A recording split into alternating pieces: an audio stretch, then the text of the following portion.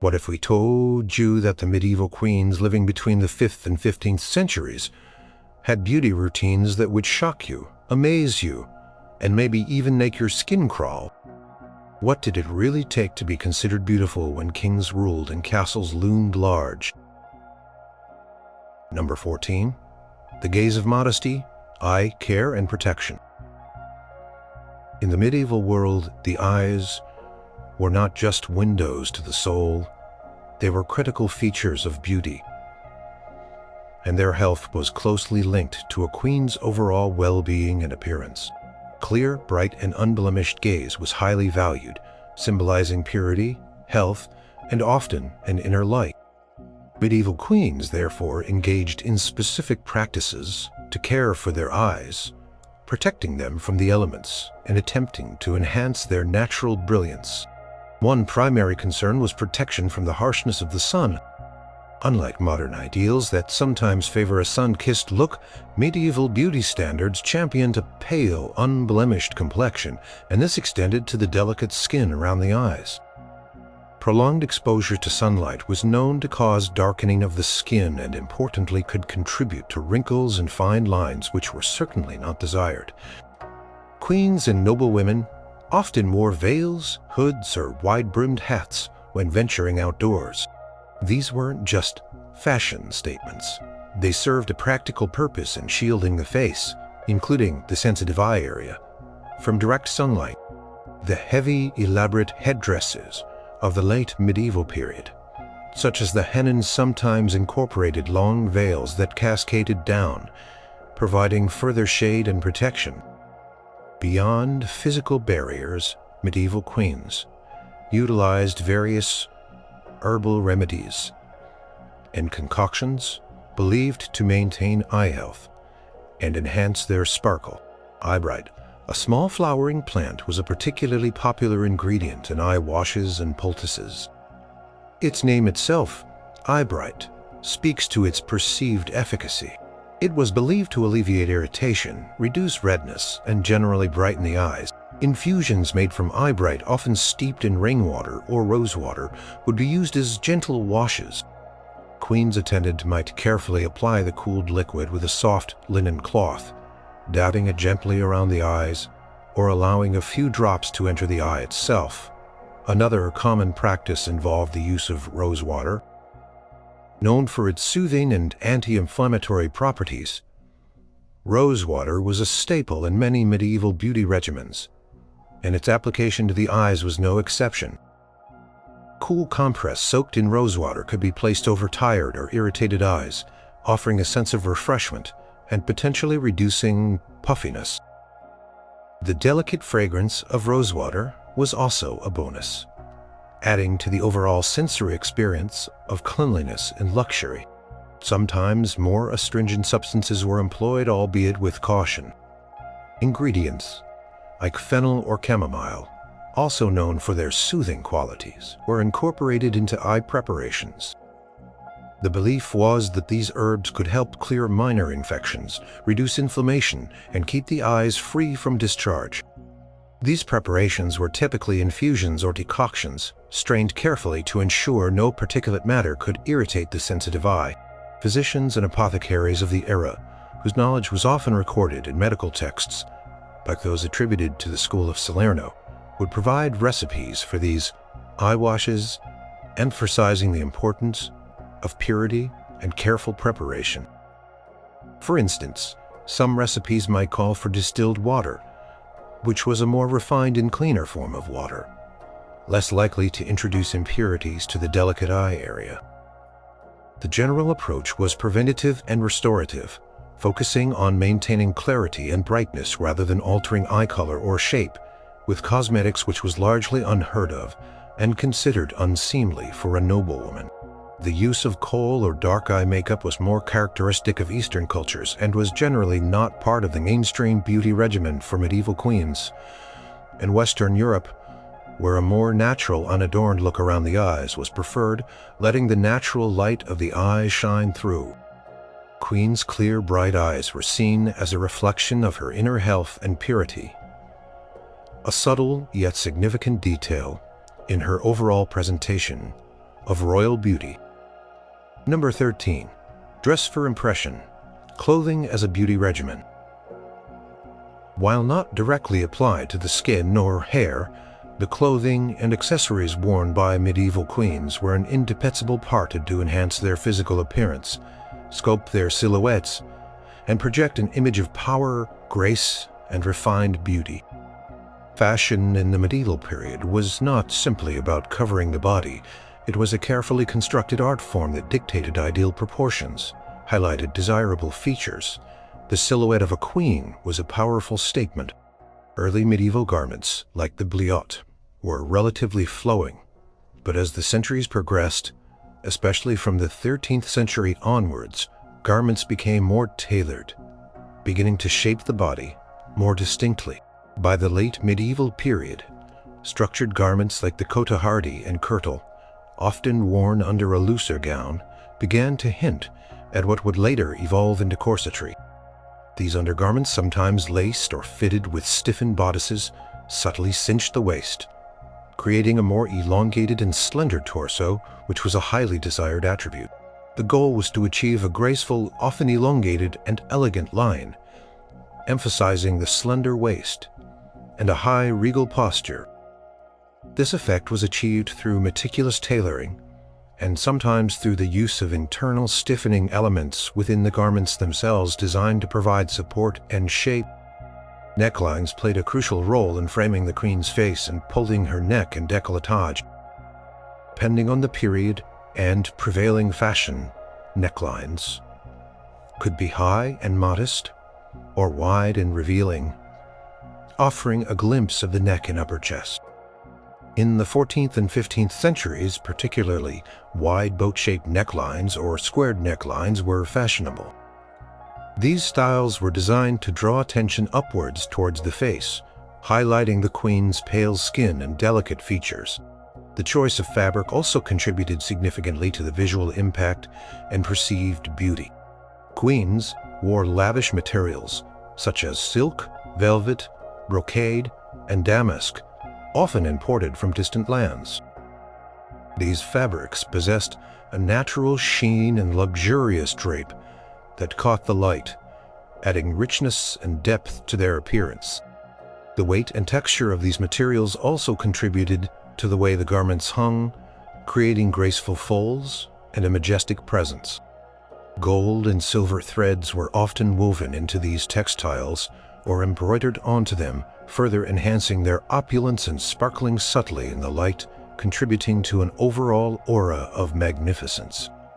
The colors of the queen's attire were also chosen with great care. Deep, rich hues like royal blue, often achieved with costly woad or indigo dyes, crimson from cochineal or madder, and emerald green from woad and weld were not only signs of wealth and status but were also believed to flatter the complexion, making the queen's pale skin appear even more luminous by contrast. Headwear was perhaps the most elaborate and distinctive element of a queen's fashion, serving both as a marker of status and a frame for her face. From simple veils and wimples in earlier centuries to the towering hennons and elaborate turbans of the late medieval period, headwear was designed to draw the eye upwards, elongating the queen's figure and emphasizing her noble countenance. The hennon, a conical hat popular in the 15th century, could be adorned with long, flowing veils that cascaded down, creating a dramatic and ethereal effect. These headpieces often concealed the hair, drawing attention to the forehead and face, aligning with the fashion for a high forehead. The use of jewels, pearls, and precious metals in clothing and headwear further amplified the queen's beauty.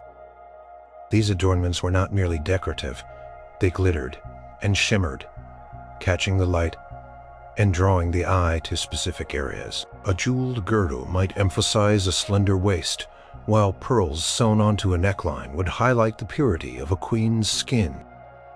Cumulative effect of these meticulously chosen and crafted garments and accessories was a powerful visual statement that amplified a queen's, making her an awe-respect. Number 12. The touch of silk, massage and facial treatments. In the medieval court, the concept of tactile beauty treatments was very much present, focusing on skin, nourishment, revitalization, and achieving a smooth, supple texture. While not called spas in the modern sense, queens and noblewomen benefited from practices that amounted to forms of massage and luxurious facial treatments, often performed by their skilled attendants or specialized chamberers. These treatments were deeply intertwined with the use of natural oils, herbal essences, and soft cloths, all aimed at maintaining the skin's youthful appearance and promoting a healthy glow. The application of oils was a cornerstone of these practices. Olive oil, almond oil, and rose oil were highly prized for their emollient properties. These natural oils, rich in vitamins and fatty acids, were believed to deeply moisturize the skin, preventing dryness and contributing to a soft, smooth complexion. After bathing, or sometimes as a standalone ritual, a queen's skin would be gently massaged with these warmed oils. The massage itself, though perhaps not as structured as modern therapeutic massage, served to improve circulation, which was thought to bring a natural flush to the skin and aid in detoxification. The motions would be soft and circular, particularly on the face, neck, and hands, areas that were most exposed and thus most scrutinized. Facial treatments often incorporated herbal compresses and poultices. These were not merely for medicinal purposes, but were also considered beneficial for enhancing beauty. For instance, warm compresses soaked in infusions of herbs like chamomile, calendula, or mallow were applied to the face. Chamomile was renowned for its soothing and anti-inflammatory properties, believed to calm irritated skin and reduce redness. Calendula or marigold was valued for its purported healing and regenerating qualities, useful for minor blemishes or rough patches. Mallow, with its mucilaginous properties, was thought to soften and hydrate the skin. These herbal compresses would be left on the face for a period, allowing the beneficial properties of the herbs to penetrate the skin. The warmth of the compress itself would open pores, facilitating absorption, and the gentle steam would have a cleansing effect. After the compress was removed, a light oil massage might follow, sealing in the moisture and leaving the skin feeling supple and smooth. Beyond these calming and nourishing treatments, some recipes found in medieval medical and household texts suggested more targeted applications for specific skin concerns. For instance, for blemishes or uneven skin tone, poultices made from finely ground grains, such as barley flour, mixed with honey or egg white, might be applied. Honey was esteemed for its antibacterial and humectant properties, while egg white was believed to tighten and tone the skin. These mixtures would be spread onto the face like a mask, allowed to dry, and then gently rinsed off with warm water or rosewater. The intention was to gently exfoliate, purify, and refine the skin's texture. The emphasis was always on gentleness and natural ingredients, as harsh chemicals were either unknown or understood to be dangerous. Queen's attendants would also perform light manual lymphatic drainage techniques, perhaps unknowingly, by gently stroking the face upwards and outwards, encouraging a lifted appearance and reducing any puffiness.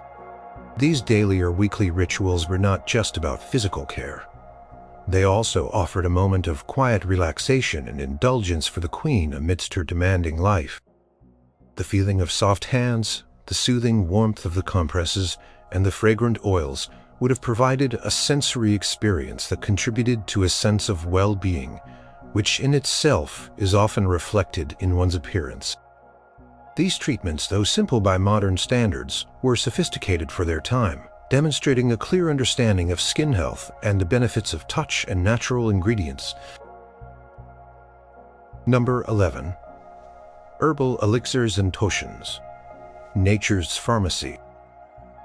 Medieval queens living in a world deeply connected to the rhythm of nature extensively relied on herbal elixirs and potions derived from plants for their beauty. Regimen. This was not merely folklore. It was a practical application of the extensive botanical knowledge accumulated over centuries. These herbal concoctions served a multitude of purposes, from treating skin ailments and improving complexion to promoting internal health, which was believed to be directly reflected in one's outer appearance. One of the most sought-after qualities for a queen's skin was paleness and clarity, and herbs played a significant role in achieving this. For example, borage, a plant with blue flowers, was often included in internal elixirs because it was believed to purify the blood, which in turn was thought to clear the complexion and reduce redness. Queen might regularly consume a tea brewed from borage, leaves or flowers, or it might be incorporated into more complex cordial mixtures. Similarly, nettle, despite its stinging reputation, was valued for its cleansing properties and was often used in teas or infusions for internal purification, believed to improve skin conditions and enhance a healthy glow. For external applications, a vast array of herbs was utilized. Rose, as mentioned before, was ubiquitous. Rosewater, produced by distilling rose petals, was used as a gentle toner and refresher for the face, believed to calm irritation, reduce redness, and impart a subtle, pleasing fragrance. Its astringent properties were also thought to subtly tighten the skin. Lavender, another fragrant herb, was often used in washes and bath infusions for its soothing and antiseptic qualities. A queen might bathe in water infused with lavender or apply a lavender-infused wash to calm skin irritations, or simply to refresh her skin during the day. Rosemary was not only used for hair care, but also in skin washes, valued for its stimulating and antiseptic properties, believed to improve circulation and give the skin a healthy appearance. For treating specific blemishes or skin conditions, more targeted herbal remedies were concocted. For instance, comfrey, known as knitbone for its healing properties, was often used in poultices for wounds and bruises, but also applied to skin blemishes or minor irritations to aid healing and reduce inflammation. Marigold, calendula flowers, with their vibrant orange and yellow hues, were prized for their skin, soothing and regenerative capabilities. Infusions or ointments made from marigold petals were applied to soothe irritated skin, promote healing of minor cuts or scratches, and reduce redness. The preparation of these herbal elixirs was often an intricate process, sometimes involving distillation, maceration, or decoction. Distillation, a method used to extract essential oils and waters from plants, produced highly prized substances like rosewater. Maceration involved steeping herbs in oil or vinegar over time to extract their beneficial compounds, creating infused oils or vinegars that could be used on the skin or hair. Decoction, boiling tougher plant parts like roots or bark, was used to extract their essences for stronger preparations. These processes were usually overseen by experienced apothecaries or the queen's personal attendants, ensuring the purity and potency of the final product. The knowledge of which herbs to use for which purpose was often passed down through generations, codified in household remedy books and medical texts. These texts contained recipes for everything from beauty waters for the face to cleansing draughts for internal purification, reflecting a holistic understanding that true beauty emanated from within. Queen's regimen was thus a testament to the power of nature, relying on the earth's bounty to maintain her regal appearance and well-being. Number 10. The power of rest, sleep, shade, and complexion. For medieval queens, beauty was not just about what they applied to their skin or how they dressed. It was profoundly linked to their lifestyle, particularly their habits of rest and protection from the elements. Pristine, unblemished, and notably pale complexion was the ultimate beauty ideal, a stark contrast to modern desires for a sun-kissed glow. This paleness was a potent symbol of nobility, wealth, and status, signifying that the queen did not labor outdoors under the sun, unlike the peasantry. Therefore, Avoiding harsh sunlight was a paramount beauty strategy deeply ingrained in their daily routine. Queens and noblewomen consciously sought shade whenever possible. When they did venture outdoors, especially for formal processions or hunts, they would wear wide-brimmed hats, elaborate veils, or carry parasols held by attendants. These accessories were not merely decorative, they were essential tools in preserving their prized pale skin. Desire for a fair complexion was so strong that women would even stay indoors during the brightest parts of the day, preferring to receive visitors or engage in indoor activities in the cooler, softer light of their chambers. This deliberate avoidance of sun exposure was a continuous passive beauty regimen that required no costly ingredients, only discipline and an understanding of its value. Beyond sun protection, adequate sleep was understood to be crucial for maintaining a fresh and youthful appearance. While medieval understanding of physiology was different from today's, the observable effects of sleep, deprivation, dull skin, dark circles under the eyes, and a fatigued expression were certainly recognized. Queens, despite their demanding roles, often had dedicated chambers and elaborate beds designed for comfort and privacy, providing an optimal environment for rest. Their daily schedules, though filled with courtly duties, often included periods of rest or siestas during the afternoon, especially in warmer climates. The quality of sleep was also considered important. For instance, scented linens and bedchambers infused with calming herbs like lavender or rose petals were not just luxuries, but were believed to promote deeper, more restorative sleep. The gentle fragrance of these herbs could aid relaxation, easing the queen into a peaceful slumber that would rejuvenate her complexion. The concept of a fresh appearance reflecting inner vitality was highly valued. Fatigue was thought to diminish one's beauty, making the skin appear sallow or dull. Therefore, ensuring sufficient periods of deep rest was a proactive step in preserving a queen's radiant complexion. This holistic approach recognized that true beauty was not solely superficial. It was deeply connected to overall health and well-being.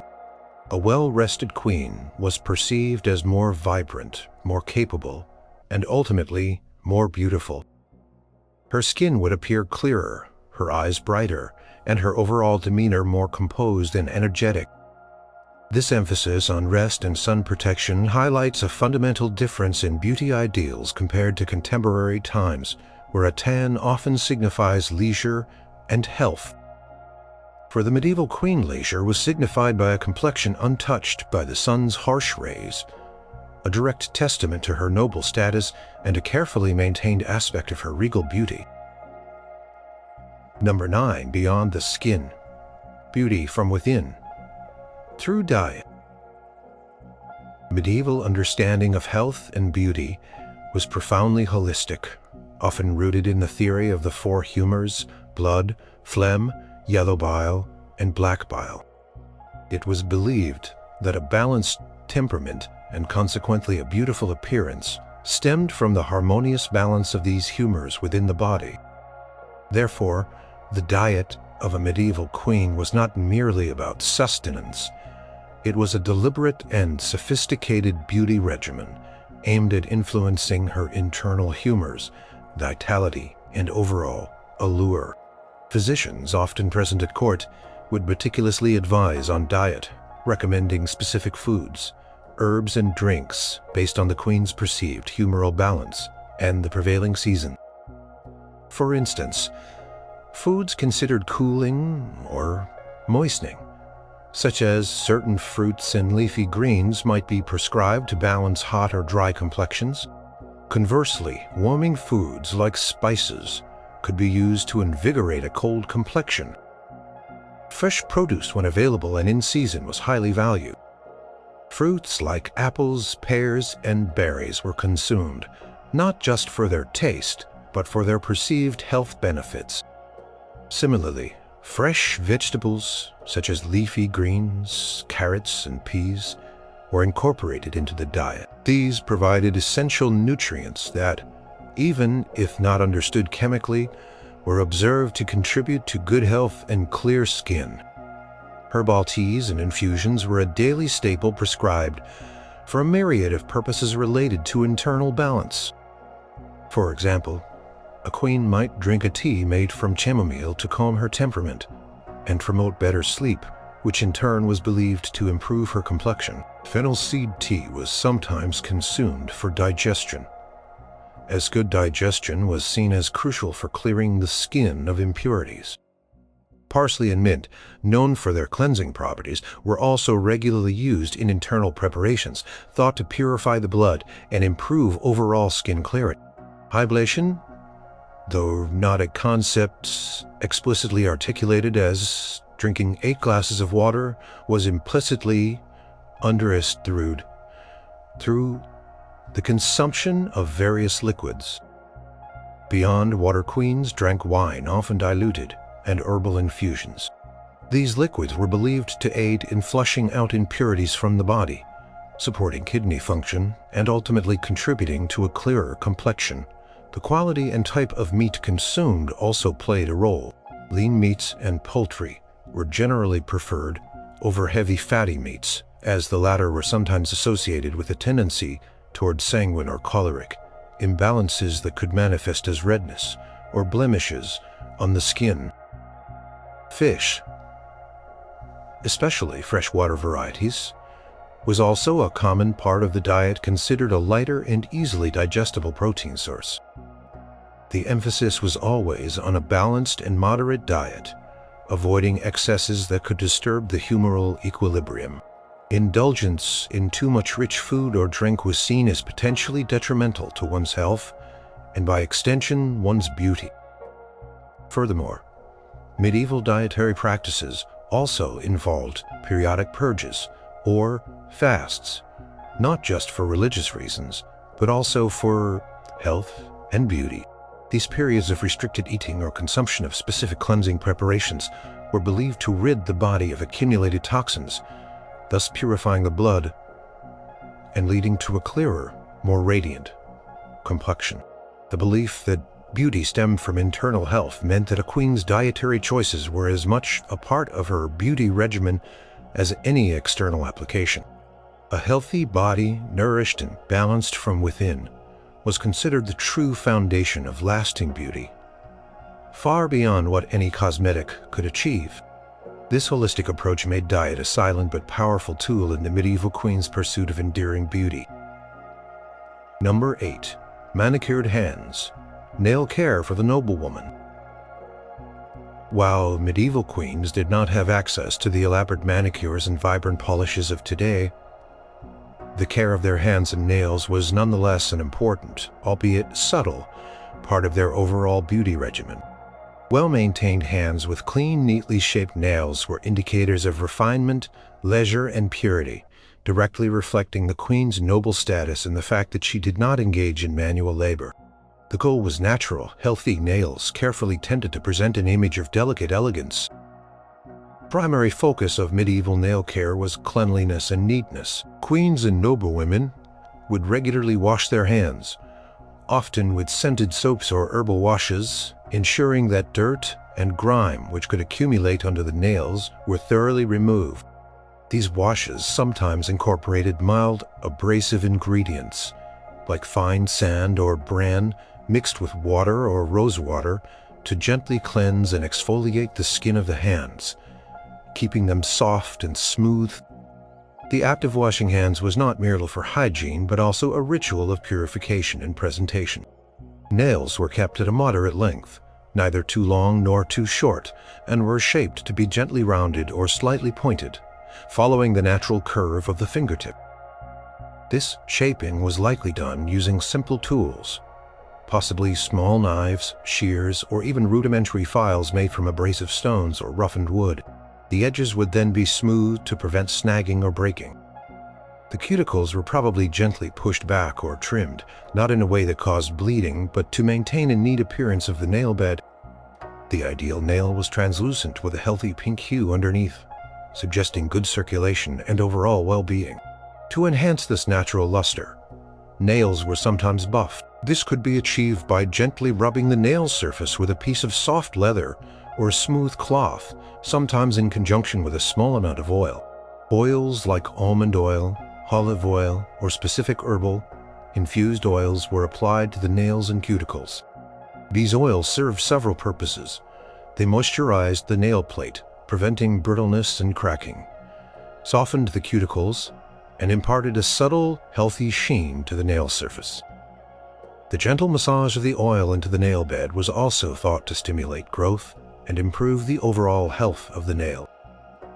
Beyond direct nail care, the skin of the hands themselves received considerable attention. Soft, unblemished hands were highly valued. To achieve this, queens would wear gloves when engaging in activities that might roughen their skin or expose them to harsh elements, such as riding outdoors or handling certain materials. They might also apply various creams or balms to their hands, made from beeswax, lanolin, or animal fats, often infused with skin-softening herbs like calendula or mallow. These balms provided a protective barrier and kept the skin supple. The overall impression of a queen's hands was one of delicate refinement and care. Her fingers would be adorned with rings, drawing attention to her well-kept hands and nails, further emphasizing their importance as a subtle yet significant aspect of her royal beauty. The simplicity of these methods underscored the medieval ideal of natural beauty enhanced through diligent care rather than overt artificiality. Queen's manicured hands were a silent testament to her status and attention to the finer points of her regal appearance. Number 7. Subtle hues. The art of medieval mugu. In the medieval period, the concept of makeup for queens and noblewomen was vastly different from modern practices. Overt cosmetic application was generally frowned upon, often associated with actresses, courtesans, or women of ill repute. For a queen whose image was meant to embody purity, virtue, and natural beauty, the use of heavy makeup was considered inappropriate and even deceptive. The ideal was a naturally radiant complexion, and any enhancement was incredibly subtle, almost imperceptible, designed to merely highlight natural features, rather than mask them. The most desirable complexion was pale, often described as lily white or alabaster. To achieve and maintain this pallor, queens utilized various whitening agents, though these were more getching than makeup in the modern sense. Preparations containing ingredients like egg white flour or finely ground rice powder were applied to the face. These would create a matte pale finish, subtly obscuring minor imperfections and evening out skin tone.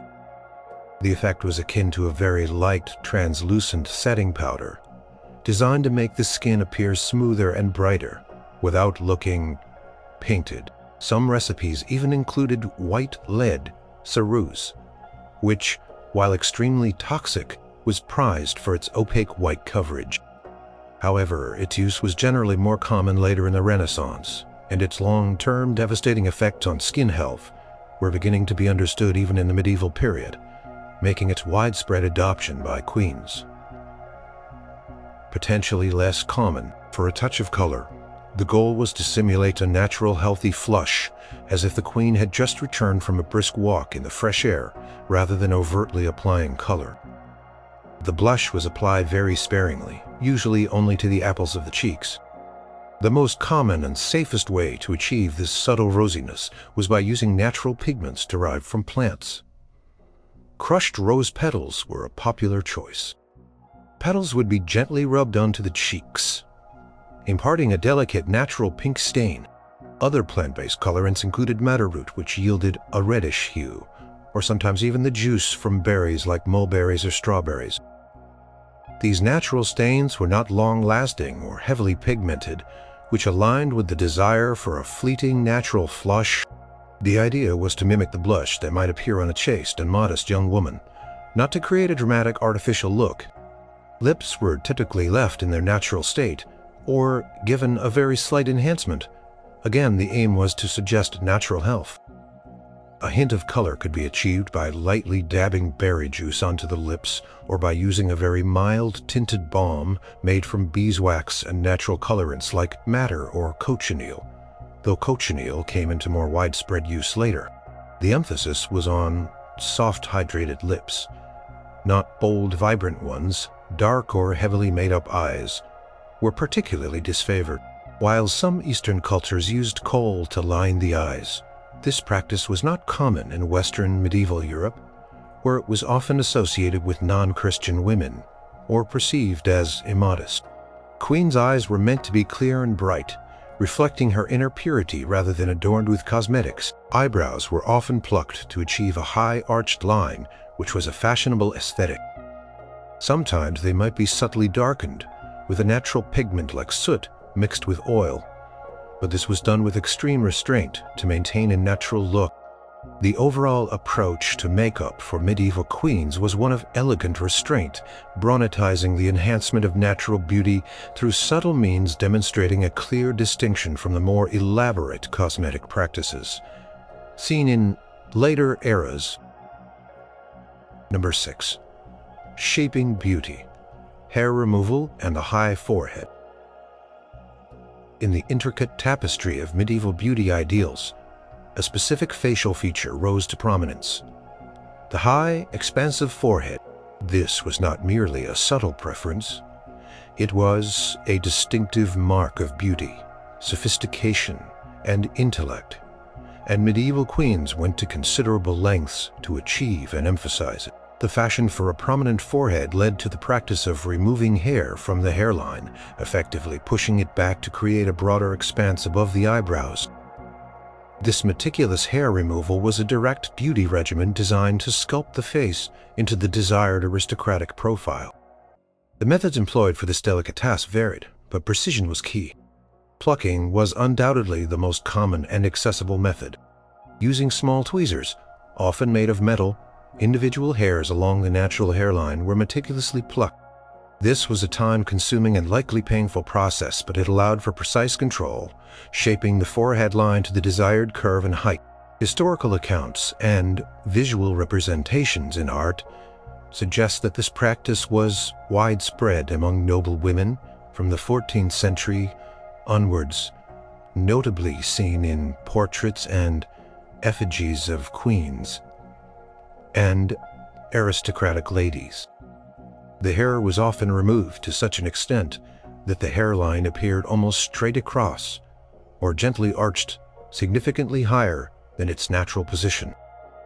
Beyond plucking, there is evidence to suggest the use of depilatory creams, though these would have been concocted from medieval ingredients and carried their own risks. Recipes for such creams can be found in medieval medical texts and household remedy books. These often involved ingredients like quicklime, calcium oxide, arsenic, sulfide, orpiment, or various plant ashes mixed with water or other liquids to form a paste. Such mixtures, while effective in removing hair, were highly caustic and could cause skin irritation, burns, or even systemic poisoning due to the toxicity of some components. Therefore, their use would have required extreme caution and would likely have been overseen by experienced apothecaries or personal attendants knowledgeable in such preparations. The application would have been brief and followed by thorough rinsing to minimize adverse effects. The precise nature and widespread use of these more dangerous depilatories by queens is less certain than plucking, but the knowledge of their existence highlights the lengths to which women might go to achieve fashionable looks. Eyebrows also underwent careful shaping as part of this overall facial aesthetic. The ideal eyebrow was thin, delicately arched, and often set relatively high. This was achieved through meticulous plucking, often removing a significant portion of the natural brow to create the desired slender line. Sometimes the eyebrows were almost entirely removed, leaving only a faint, fine line or even no visible brows at all to further emphasize the expanse of the forehead and give the face a wide-eyed, innocent, and pure expression. Practice of removing eyelashes was also sometimes noted, though less universal. The rationale was to further open up the eye area, making the eyes appear larger and more prominent. Against the backdrop of the bare forehead, this extreme hair removal, especially around the hairline and eyebrows, was reinforced by the popular hairbows of the era, which often involved pulling the hair back tightly from the face and concealing it under elaborate headdresses or tight snoods. These styles intentionally exposed the newly created high forehead, making it the focal point of the face. The emphasis on a high forehead was not merely an aesthetic whim. It symbolized intelligence, nobility, and an ethereal quality, placing it at the forefront of medieval queens' beauty pursuits. Number 5. A scent of royalty. Perfumes and aromatic essences. In a world without modern sanitation and deodorants, the art of perfumery was an essential and highly sophisticated aspect of a medieval queen's beauty regimen. Pleasing personal scent was not merely a luxury. It was a mark of refinement, status, and a crucial element in masking less desirable odors that were prevalent in daily life. Medieval perfumes were complex compositions, often incorporating a fascinating blend of floral distillates, spices, and exotic animal-derived musks, all designed to leave a lasting regal impression. Floral waters were among the most widely used and cherished aromatic essences. Rosewater produced by distilling rose petals was perhaps the most popular. Delicate sweet fragrance was universally loved, and it was used extensively as a body splash, a facial toner, and even incorporated into bathing rituals. Lavender water distilled from the fragrant lavender flowers also offered a calming and refreshing scent, often used for linens and personal refreshment. Orange blossom water and violet water were other examples, each offering its unique floral note, contributing to a queen's fresh and subtle fragrance. These waters were often kept in small, ornate vials or applied with soft cloths. Beyond pure floral distillates, medieval perfumers, often apothecaries or specialized artisans, created more complex pomanders and sweet bags. Pomanders were small decorative containers, often made of precious metals, filled with aromatic substances. These substances could include ambergris, civet, musk, and various spices, like cloves, nutmeg, and cinnamon, all mixed with a binder like beeswax. Queens would carry these pomanders or wear them attached to their belts or necklaces. The warmth of the body would subtly release their rich, complex aromas.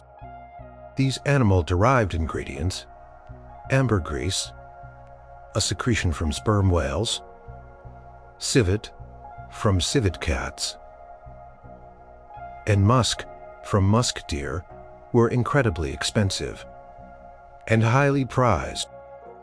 They were valued not just for their potent, often primal scents, but also for their fixative properties, meaning they helped other, more volatile fragrances last longer. Their inclusion elevated a perfume from a simple floral water to a truly luxurious and long-lasting aroma, reserved for the wealthiest and most powerful. Sweet bags or sachets were small fabric pouches filled with dried, fragrant herbs, spices, and flowers. These could be placed among clothes and chests, under pillows, or even carried on the person. Popular fillings included dried rose petals, lavender, rosemary, thyme, marjoram, and various spices. These sweet bags helped to impart a fresh, clean scent to garments and linens, and by extension to the queen herself. The strategic layering of scents was common. Queen might start her day with a rosewater rinse after bathing, followed by the application of scented oils to her skin. Her undergarments might have been stored with sweet bags, imbuing them with a pleasant scent. Finally, she might wear a pomander or dab a more concentrated, spiced floral essence onto her pulse points, such as her neck or wrists. The choice of scents could also be seasonal or ceremonial, reflecting the queen's mood or the occasion. For example, richer, spicier notes might be preferred in winter, while lighter floral scents were chosen for spring and summer. The sophisticated use of perfumes and aromatic essences was therefore a vital component of a medieval queen's personal presentation, allowing her to command attention not just visually, but also through an enduring royal scent. Number 4. The ritual of cleanliness, bathing, and body perfuming. Despite popular misconceptions about medieval hygiene, bathing was indeed a part of life for medieval queens, though perhaps not with the frequency or in the manner of modern daily showers. For queens, bathing was a significant ritual, often a leisurely and luxurious affair that served both hygienic and aesthetic purposes, deeply intertwined with the application of scented oils and herbal infusion. To enhance beauty and personal fragrance, private baths, though not always common, were certainly available to queens who had access to resources and dedicated staff. These baths might be large wooden tubs, or in grander castles even stone or lead-lined bathing chambers. Water would be heated and brought in buckets, a laborious process that limited daily full immersion. Instead, bathing might occur, perhaps weekly or several times a month, depending on logistics, and supplemented by frequent washings of hands, face, and other exposed areas. Crucially, the water itself was rarely just plain water. It was often infused with a variety of aromatic herbs and flowers, transforming the bath into a therapeutic and beautifying experience. Popular additions included rose petals, lavender, chamomile, rosemary, and mint. These herbs were not just for fragrance.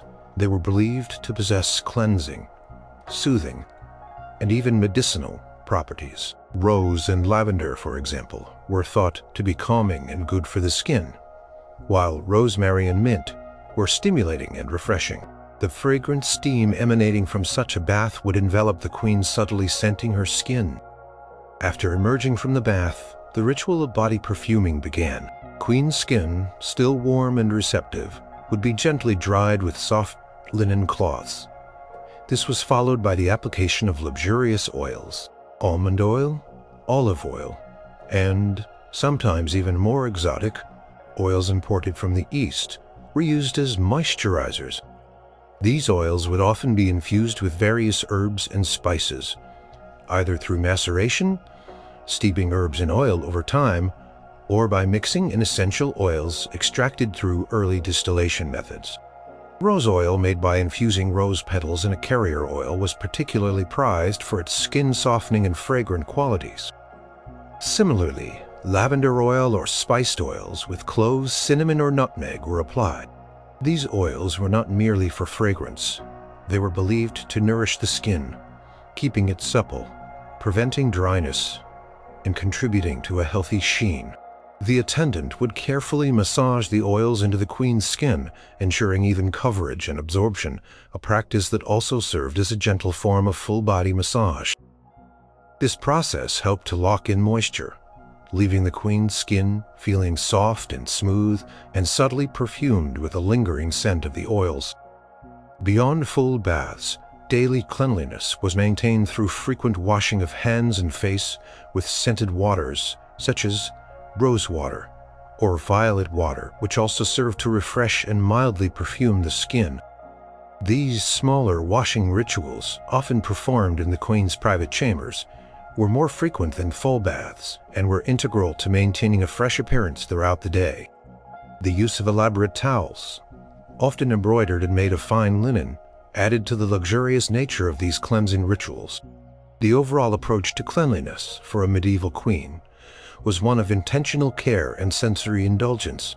It was about creating a personal aura of freshness, luxury, and subtle fragrance that underscored her elevated status and contributed significantly to her overall presentation of beauty, in a world where such meticulous personal care was a rare privilege. Number 3. Fresh breath and sparkling smiles. Medieval oral hygiene. In the medieval period, a queen's smile, even if more reserved than a modern beaming grin, was an important facet of her beauty and social presentation. While dentistry as a profession was rudimentary, medieval queens did engage in various practices to maintain oral hygiene, combat bad breath, and ensure their teeth appeared as clean and attractive as possible. The ideal was healthy gums and clean, relatively white teeth, as discolored or decaying teeth could detract significantly from one's appearance. Primary method for cleaning teeth involved mechanical abrasion. After meals, it was common practice to rub the teeth with a rough cloth or a piece of linen. This friction helped to remove food particles and plaque from the tooth surface, akin to a rudimentary form of brushing. While certainly less effective than a modern toothbrush, consistent application could help maintain a reasonable level of cleanliness. Beyond mechanical cleaning, medieval queens utilized various herbal tooth powders and pastes.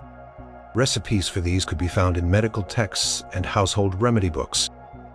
Common ingredients included finely ground herbs, known for their abrasive, antiseptic, or freshening properties. Rosemary, mint, sage, and myrrh were popular choices. Rosemary and mint provided a fresh scent, while sage was believed to have cleansing and whitening properties. Myrrh, a resin, was prized for its antiseptic qualities and was thought to strengthen gums. These herbs would be dried, finely powdered, and sometimes mixed with a mild abrasive agent like salt, chalk, or even finely crushed bone. This mixture would then be applied to the teeth with a cloth or the finger and rubbed vigorously. Combined action of the abrasive powder and the cloth would help to remove stains and food debris, contributing to cleaner, brighter teeth. Some preparations also included vinegar or wine, believed to cut through grime and clean the teeth, though the acidity could have long-term detrimental effects on enamel. Mouth rinses were also an essential part of oral hygiene, primarily to combat bad breath, which was a common issue in an era before widespread understanding of bacterial decay. Herbal infusions and scented waters were used to rinse the mouth, leaving a fresher sensation and mitigating unpleasant odors. Parsley, fennel seeds, and cloves were common ingredients for breath fresheners. Chewing on these herbs after meals, or using a rinse made from their infusions, was believed to purify the breath. For instance, chewing parsley was a common folk remedy for bad breath. Rosewater, while used primarily for skin and perfume, could also be used as a mouth rinse, imparting a delicate, pleasant fragrance. Some records even suggest the use of more pungent ingredients, like strong wines or vinegars mixed with herbs, as a potent mouthwash. Though their taste would have been quite sharp, the concept of preventative dental care was largely absent, and tooth decay was a prevalent issue, even among the nobility, often leading to tooth loss or painful infections. However, the practices described show a clear intention to maintain oral cleanliness and fresh breath. Recognizing their importance for a queen's overall beauty and social interactions, queen's smile, even if subtly offered, was a reflection of her health and purity, and ensuring her breath was pleasant was a vital component of her daily presentation. Number 2. Lustrous locks. Hair care and coloring secrets. Queen's hair was a crowning glory, a powerful symbol of her beauty, status, and sometimes her marital state. In the medieval period, ideals for hair varied by century and region, but generally centered around health, length, and often a specific color or style. Achieving these looks required a meticulous and varied hair care regimen encompassing everything from cleansing and conditioning to elaborate coloring techniques. The prevailing ideal was often long, flowing hair, especially for unmarried noblewomen. Once married, hair was typically covered, symbolizing modesty and marital status, but its underlying health and beauty remained paramount. Cleansing the hair involved the use of natural soaps and herbal rinses. Soaps, often made from animal fat and lye ash, were harsh, so gentle alternatives were favored for the hair. Herbal washes, often made from infusions of rosemary, sage, or nettle, were popular. Rosemary was believed to stimulate hair growth and add shine, while sage and nettle were thought to cleanse the scalp and prevent oiliness. After washing, the hair would be rinsed thoroughly, often with soft rainwater or special prepared waters, to remove any residue. For conditioning and shine, various oils and natural ingredients were applied. Olive oil, almond oil, or even egg yolks mixed with water were used to nourish the hair, making it soft, manageable, and imparting a healthy luster. These treatments would be worked into the hair and scalp, sometimes left for a period before rinsing, acting as rudimentary hair masks. The hair was then typically dried in the sun or by a warm fire, often brushed extensively to distribute natural oils and enhance shine. Coloring hair was also a significant part of the medieval queen's beauty arsenal, as specific hair colors were highly prized. Blonde hair was widely admired, especially in Northern Europe, symbolizing purity and youth. To achieve lighter shades, noblewomen would sometimes rinse their hair with infusions of saffron, chamomile, or even a mixture of lye, ash water, and lemon juice, applied in the sun to enhance lightening. Saffron, though expensive, was a favorite ingredient, imparting a subtle golden hue. Recipes for these lightening agents were often found in household remedy books. Red hair, particularly a vibrant auburn or fiery red, was also fashionable in some periods. Influenced by figures like Eleanor of Aquitaine, henna, derived from the henna plant, was a common and effective dye for achieving shades of red and reddish-brown. It was typically mixed with hot water to form a paste and applied to the hair, then left on for several hours before rinsing. Henna not only imparted color but also conditioned the hair, giving it a healthy sheen. For darkening hair or covering grays, ingredients like walnut shells or galls, oak galls which contain tannins, were used to create dark brown or black dyes. These natural dyes were generally safer than some of the more dangerous metallic dyes that would come into fashion later. The elaborate styling of a queen's hair, even when covered by a headdress, was crucial. Long hair was often braided intricately, sometimes with ribbons or pearls woven in before being coiled or pinned up. These elaborate structures provided a foundation for the weighty and complex headdresses of the period, such as the hennin or elaborate nets and cauls. The meticulous care given to a queen's hair, from cleansing and conditioning to coloring and elaborate styling, underscored its importance as a visible manifestation of her beauty, status, and adherence to the prevailing aesthetic ideals of her time. Number 1. The quest for radiant skin. Whitening and smoothing. For a medieval queen, the pinnacle of beauty was a complexion that was exceptionally pale, smooth, and unblemished. This alabaster skin was not merely an aesthetic preference. It was a profound symbol of status, purity, and leisure. Pale face signified that a woman did not toil outdoors under the sun, instantly marking her as a noblewoman far removed from the sun-kissed, weathered skin of the working classes.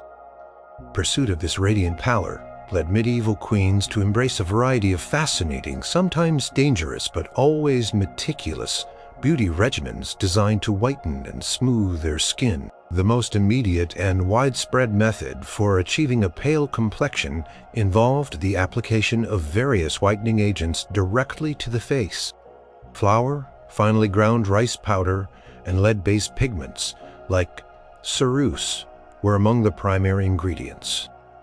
Flour and rice powder provided a matte pale finish, subtly obscuring minor imperfections and evening out skin tone. These were applied as a thin layer, essentially acting as a rudimentary face powder to create a desired uniform whiteness. The effect was meant to be natural-looking, not mask-like, lending a soft, almost ethereal glow to the skin. More controversial and certainly more hazardous was the use of white lead, also known as ceruse. This highly toxic pigment, prized for its opaque white coverage and ability to create a smooth porcelain-like finish, was certainly known and used in various cosmetic preparations throughout history, including some parts of the medieval period, though its widespread adoption by queens is debated, given its known dangers. While some sources suggest its popularity in later Renaissance courts, early forms of lead-based concoctions for skin lightening were known. These preparations, often mixed with vinegar or egg white, were highly effective at brightening the complexion, but came at a severe cost. Prolonged use could lead to lead poisoning, manifesting as skin discoloration, paralysis, organ damage, and even death. Quest for extreme whiteness sometimes overshadowed the understanding of long-term health risks. Beyond simple whitening, queens also focused on achieving a smooth and clear complexion, free from blemishes or rough patches. For this, various natural ingredients with purported smoothing and healing properties were employed. Egg whites were frequently used as a facial mask. When applied to the skin, egg whites were believed to tighten pores, temporarily reduce wrinkles, and create a smoother surface. They would be spread thinly, allowed to dry, and then gently rinsed off with water or rosewater. The effect was a noticeable tightening and a slight brightening of the skin. Almonds ground into a fine paste with water or honey were another popular ingredient. Almond paste was believed to gently exfoliate the skin, removing dead cells and impurities, thereby revealing a fresher, smoother layer underneath. Honey, often added to these pastes, was valued for its antibacterial and moisturizing properties, further contributing to skin health and softness. Herbal preparations and washes were also fundamental. Infusions of various plants were used as toners and cleansers to clarify the skin. Rosewater derived from distilled rose petals was ubiquitous. It was used as a gentle facial wash, believed to soothe irritation, reduce redness, and impart a subtle, pleasing fragrance. Its mild, astringent properties were also thought to gently tighten the skin. Other herbs like chamomile or mallow were infused into washes to calm and soften the skin, especially for those with sensitive complexions. The meticulous pursuit of radiant pale skin was a daily, multifaceted endeavor for medieval queens, combining careful application of natural substance with mountain